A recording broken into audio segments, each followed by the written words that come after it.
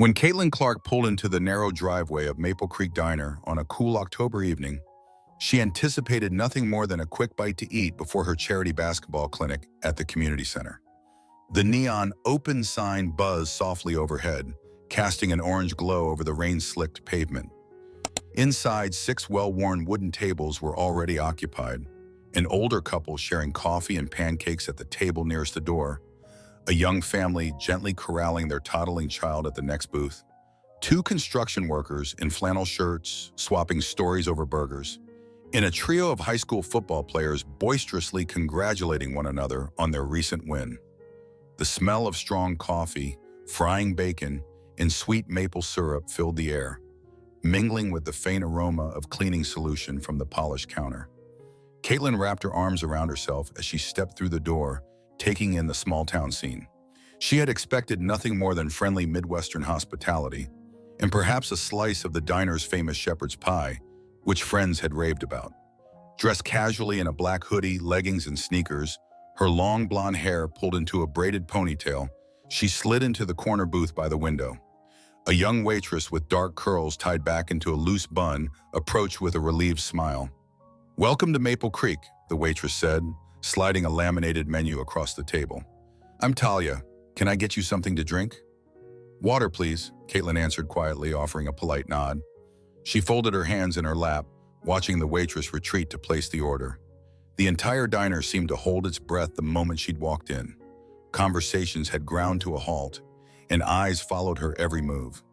Caitlin felt a brief pang of unease, as though being an unexpected celebrity had unsettled this quiet place more than she'd thought. Before she could settle further, the owner, a woman named Melissa, emerged from the kitchen doorway, wiping her hands on a cotton dish towel.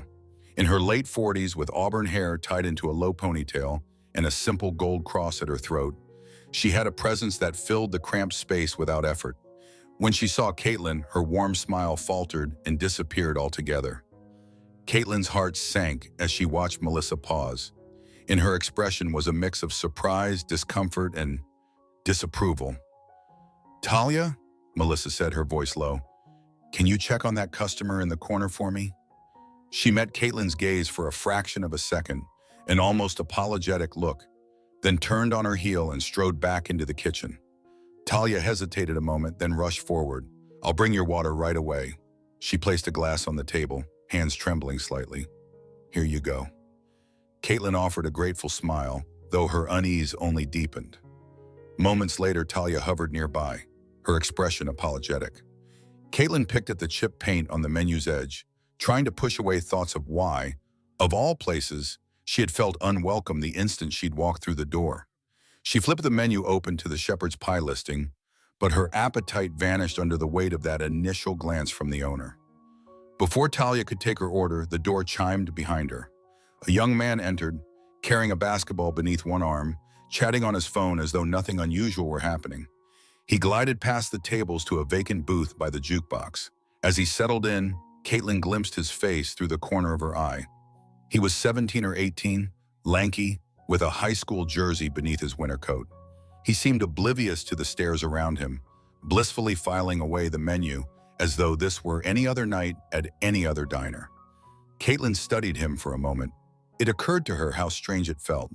Here she was, someone who had spent her teenage years in packed collegiate arenas, and yet hers was not the only basketball story being enacted under these fluorescent bulbs. Up until now, the game had always been her world. Somehow it was comforting to see another kid, probably headed to practice or a late workout, finding the same solace in the routine of ordering a burger after a day on the court. She smiled faintly at the kid, who nodded back as if recognizing her, though he didn't utter a word. After that small acknowledgement, Caitlin felt a measure of calm wash over her. She could still enjoy dinner, she had to. But her next thought was interrupted by the sudden hush that fell over the diner, as though a veil had been drawn across every conversation. Melissa emerged from the kitchen again, this time with measured steps, her shoulders squared. She approached Caitlin's booth, folding her arms and studying her for a long moment. "I'm so sorry," Melissa began, her voice quiet but firm. "I can't serve you here." Caitlin's breath caught in her throat. She blinked once. "Excuse me?" she asked, keeping her voice level despite a rising tide of disbelief. Melissa took a breath, adjusting her posture as though steeling herself. I don't agree with how college athletics, especially women's basketball, are represented these days. NIL deals, sponsorships, the whole business. It feels exploitative to me. As the owner of this diner, I reserve the right to decide who I serve. The diner fell utterly silent. The elderly couple had frozen mid-sip. The young family had stopped bustling around their table. The football players sat motionless, mid-bite. Even the jukebox let go of its tune, as if waiting to hear what Caitlin would do next. Caitlin forced herself to remain composed. Her pulse pounded in her ears, but she kept her voice calm, soft. I understand, she said, folding her hands in her lap. Thank you for your honesty. Good evening. She stood, sliding her chair back against the vinyl floor. The bell above the door jingled as she walked out, leaving a hush in her wake. Outside, the night had grown colder. Mist drifted in the lamp's glow like smoke. Caitlin paused for a moment on the small wooden porch, catching her breath. Her stomach clenched with hunger and frustration, but she refused to let anger be her response. She drew her hoodie tighter around her and stepped down, walking to her rented SUV. Once inside, she closed the door, resting her hands on the wheel as if she might simply sit there forever and let the car heat warm her through layers of thought.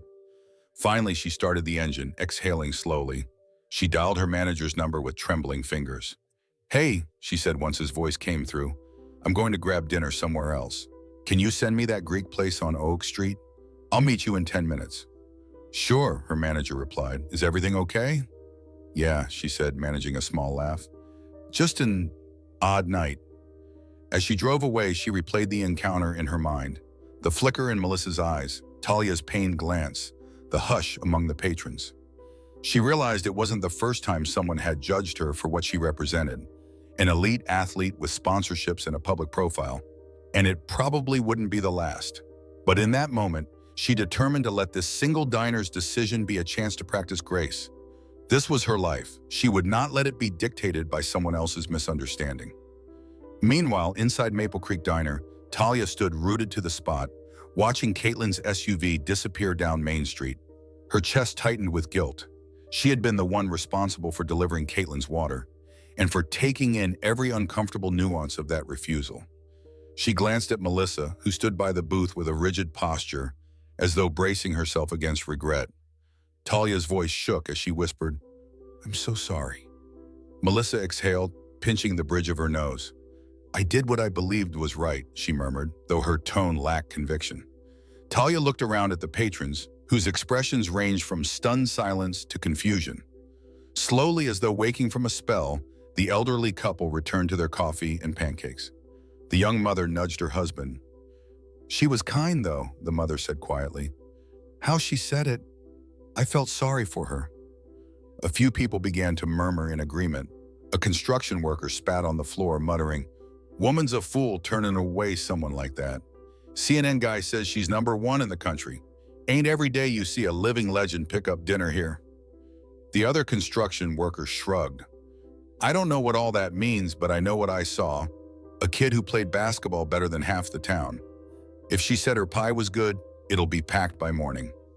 Melissa's shoulders sagged. She let the steam of her anger leak away, replaced by a bitter awareness of what she'd done. All right, she said in a shaky voice. Let's see about that shepherd's pie then. Talia closed the diner's front door behind her and stepped onto the narrow porch. The first pale fingers of dawn were brushing pink across the sky. She took a steadying breath, forcing her legs to carry her back inside. She set her purse on the hostess station, then turned to lock eyes with Melissa. Ma'am, Talia said softly, should we stay open early tomorrow? Word's out online. People are already tweeting that Caitlin Clark was refused here. If we let this be the end of it, we'll lose everything. But if we serve them, everyone, no exceptions, maybe we can still make this work.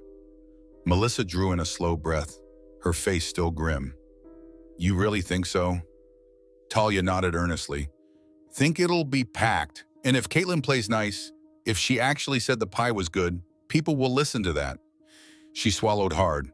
She said support local in her post. Let's give them what they want. Melissa exhaled, straightening her shoulders as though shaking off a weight.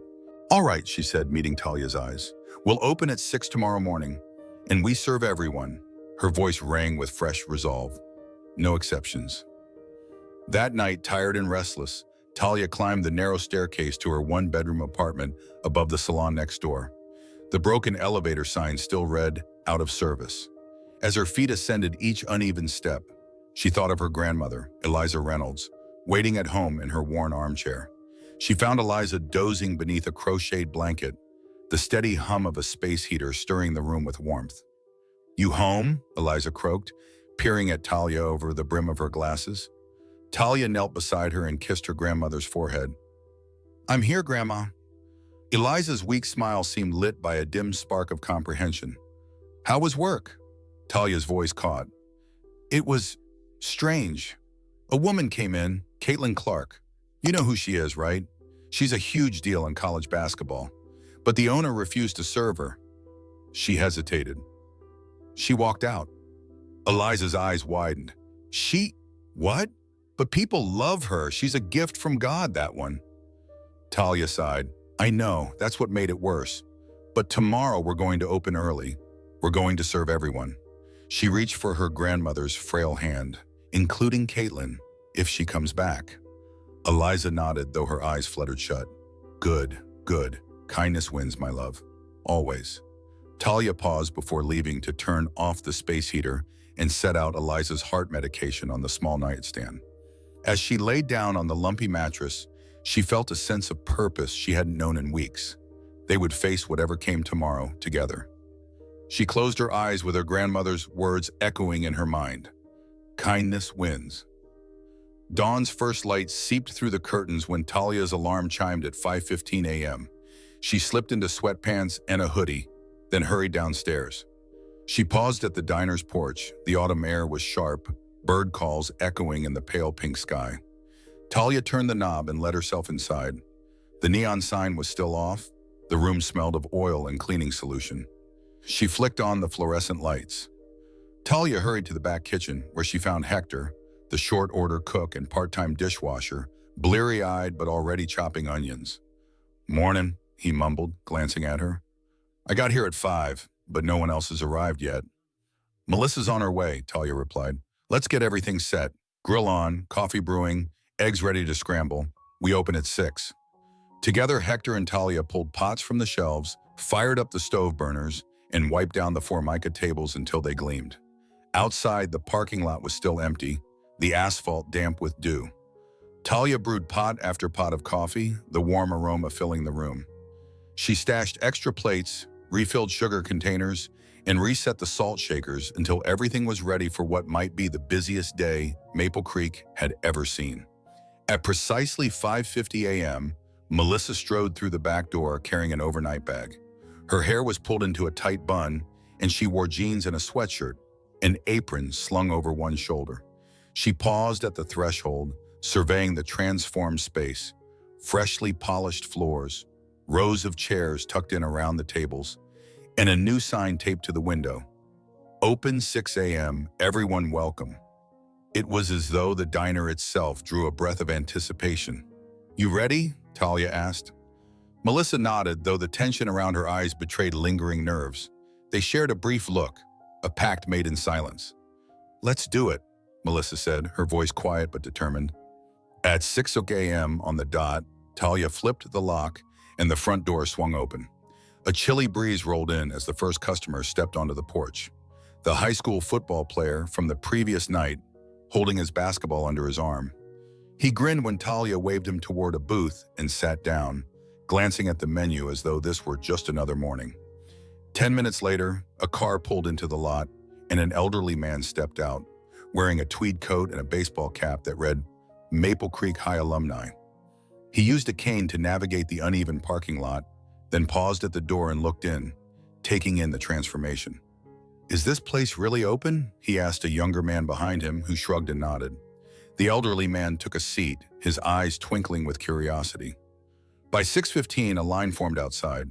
Construction workers warmed up on their way to the job site, a group of teachers clutching travel mugs of coffee, and several strangers who had seen Caitlin's post on social media. Each customer arrived with an air of expectation, as though seeking not merely breakfast, but a measure of community. Inside, the kitchen roared to life. Hector cracked eggs with practiced efficiency. Melissa slid strips of bacon onto a sizzling grill. Talia balanced plates of pancakes and omelets with trays of toast and bacon. Hector cracked eggs with practiced efficiency. Melissa slid strips of bacon onto a sizzling grill. Talia balanced plates of pancakes and omelets with trays of toast and bacon. Every 5 minutes, the bell jingled as another guest arrived. The elderly couple who had been first last night returned, settling into the same booth near the window. The toddler laughed at the motion of the jukebox. The parents exchanged relieved smiles, as though Maple Creek's lifeline had been restored. At 6:30, a gray sedan pulled in, and Caitlin Clark stepped out, clutching her basketball bag in a small duffel. She paused on the porch, taking in the scene, a bustling diner that seemed to glow with possibility. Talia spotted her immediately and hurried to the door. "Good morning," Talia said, voice warm. Caitlin nodded, offering a small, grateful smile. "Can I have that window booth?" Caitlin asked softly. Talia led her to the corner by the window, where now a decorative "Thank You Caitlin Clark" banner hung, printed by a local volunteer group. Underneath, a small framed photo of Caitlin's original social media post had been hung, a reminder of how kindness had sparked this change. "Coffee?" Talia asked as she poured a cup. "Please," Caitlin replied, settling in. The morning sunlight filtered through the window, illuminating her features and casting a glow across the booth. She exhaled, taking in the hum of conversation, the clanking of silverware, the encouraging smiles of strangers. It was everything Caitlin had hoped for. Melissa emerged from the kitchen carrying a plate of freshly made shepherd's pie, topped with golden mashed potatoes and smothered in savory gravy, followed by a small dish of cinnamon apples. She set it before Caitlin, her expression shy yet proud. "Our appreciation," she said quietly, "on the house." Caitlin's eyes lit up. She clasped her hands around her coffee mug. "Thank you," she said softly. She took a deep breath, savoring the aroma. "This means a lot." Meanwhile, Talia managed the dining room, refilling coffees, delivering orders, and greeting old and new patrons alike. She noticed the elderly man lean over to the high school football player at the next table, pointing toward Caitlin's booth and whispering, "That's her. Caitlin Clark. Saw her on TV last night." The football player grinned. "Crazy, right? She's here because she cares about us." As Caitlin took her first bite of the shepherd's pie, her eyes watered, not from the spice or the warmth, but from the sheer gratitude of this moment. Around her, the diner thrummed with life, laughter from the family booth, cheers from the construction workers as they pounded their coffee cups, and hushed conversations about how Maple Creek had rallied in the face of division. Over the next several months, Maple Creek Diner continued to thrive. The renovation loan allowed Melissa to expand into the storefront next door, converting it into a bright multi-purpose room where youth basketball clinics, book clubs, and loaner library shelves, all sponsored by Caitlin's foundation, brought the community together. Talia, promoted to assistant manager, oversaw the schedule and coordinated volunteer tutors who met every Tuesday afternoon to help local students with homework. She also arranged for seasonal fundraisers benefiting the animal shelter and food pantry. On warm Saturday mornings, the parking lot buzzed with activity as youth from age 6 to 16 dribbled basketballs under a banner that read, "Sponsored by Caitlin Clark, Chase Your Dreams." College students volunteered as coaches, teaching layups and free throws while sharing stories of their own journeys. The late morning sun baked the asphalt, but no one seemed to mind. Maple Creek Diner had become a second home for those who needed it most. Eliza, now in the healthiest she'd been since her heart issues began, sat at her favorite table by the window each morning, knitting as she watched the comings and goings. Each new face that walked in, tourists passing through, journalists writing features, and returning locals, sought her out for a warm greeting. She became known as Maple Creek Matriarch, dispensing wisdom wrapped in gentle humor. If you're here for pie, you've come to the right place. If you're here for a second chance, you're not alone. Caitlin, meanwhile, made frequent visits whenever she was back in Iowa. Sometimes she stayed just long enough to have breakfast and greet the kids at the clinic. Other times she lingered, joining in a family dinner alongside Talia, Melissa, Hector, and Eliza, swapping stories well into the night about arenas filled with cheering crowds on the collegiate championships, and how it felt to lead a nation in scoring as a freshman. She never let those stories eclipse the small victories of Maple Creek. A student who aced her first math test, a boy who found his confidence on the basketball court, a woman who found fellowship in book club. All of it mattered equally. Town council members, local business owners, school officials, and grateful citizens gathered under an arch of balloons reading Maple Creek Diner, Stronger Together. A check presentation from Caitlin's foundation, funded by proceeds from a charity game, provided scholarships for 5 graduating seniors who intended to pursue teaching, nursing, or social work. Talia watched as each recipient accepted their award with tears in their eyes. Behind them, the diner's windows glowed with hope. That night, after the crowd dispersed, Talia and Caitlin stood by the counter, sipping hot chocolate. The tin jackpot bell chimed as Melissa counted tips in the corner. The holiday lights still hung from the rafters, giving the place a warm, festive glow. "Look at it," Caitlin said softly, gesturing at the packed tables and smiling faces. "I never could have imagined, for a moment, how large the ripple from one simple post could be." Talia traced the edge of the counter with her fingertip. "You gave us a chance. You saw potential in a forgotten diner. We all just did our part to keep the door open." Caitlin shook her head, a shy grin tugging at her lips. "You kept your promise. You said you'd serve everyone, and you did." She looked around one last time before turning back to Talia. "You know, I've scored a lot of points in my life, but this feels like my greatest assist." Years later, Maple Creek Diner remained a beacon of community spirit along Highway 72. Passers-by pulled off the road to taste the legendary shepherd's pie. College students brought their kids in, reminiscing about how they'd once camped out before opening bell. Photographs lined the walls. Caitlin shooting free throws in the parking lot, Eliza surrounded by neighborhood children, Melissa cutting the ribbon on a new tutoring center, and Talia standing proudly with a Manager of the Year plaque from the State Restaurant Association. On a crisp autumn evening, much like the one when everything began, Caitlin returned once again. She parked in the lot, the leaves swirling around her SUV, and walked through the door to the faint chime of Country Roads, playing softly on the jukebox. She spotted Talia behind the counter, humming along while she arranged menus. A few regulars turned to wave. The high school teams had long since moved on to college rumors, but there were always new faces, some curious, some returning. Talia glanced up and grinned. "Hey, Caitlin, table by the window?" Caitlin shrugged off her jacket. "You know me too well." She slipped into the leather booth and rested her arms on the table. "How's business?" "Busy as ever," Talia said, pouring a glass of iced tea. "We had a young woman today who started her first volunteer shift with our tutoring program. She said she was inspired by your story about Maple Creek." She paused, glancing around at the familiar bustle, families sharing milkshakes, a teacher grading papers, a group of seniors discussing a senior trip. "We all grew up together." Caitlin smiled, eyes misting. "I never would have guessed, back then, what this diner would become.